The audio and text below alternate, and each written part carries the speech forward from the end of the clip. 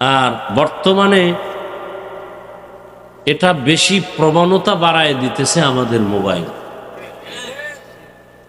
Mobile এমন এক ক্ষতি নাই যে ক্ষতি মোবাইল আমাদেরকে করে না।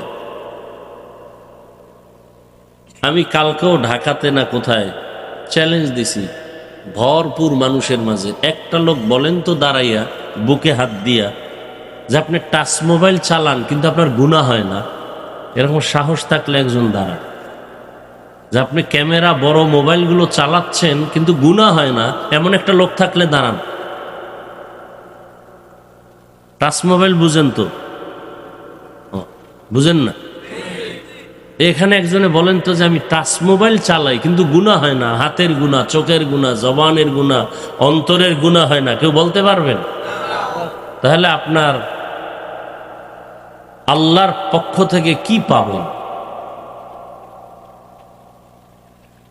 এই অবস্থায় বয়ান শুনতেছেন, কি হবে, কি ফলাফল?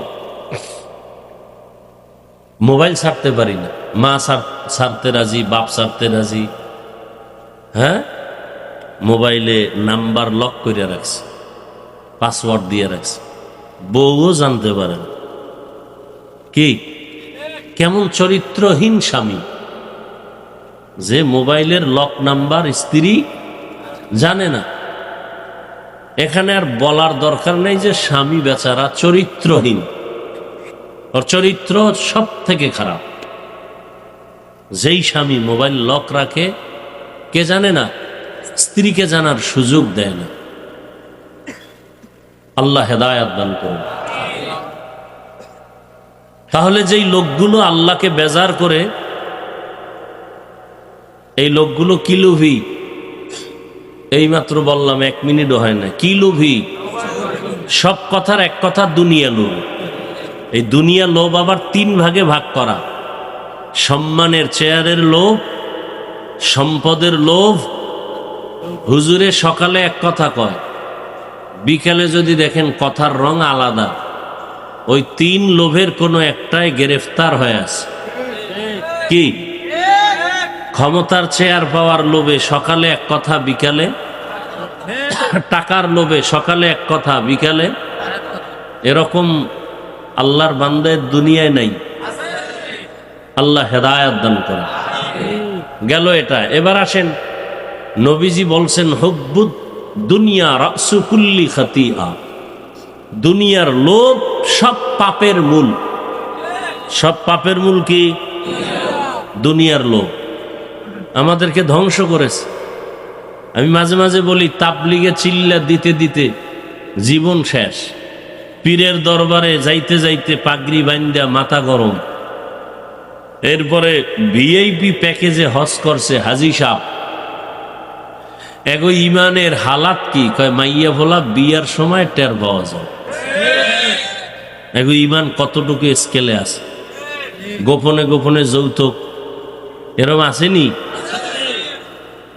গায়ে হলুদ, গান বাজনা, ভিতরে নাচানাচি, চাস্তো ভাই, মামতো ভাই, মামতো বোন, চাস্তো বোন, বাহির দিয়া ওয়াল করছে পর্দা, ভিতরে সদরঘাট।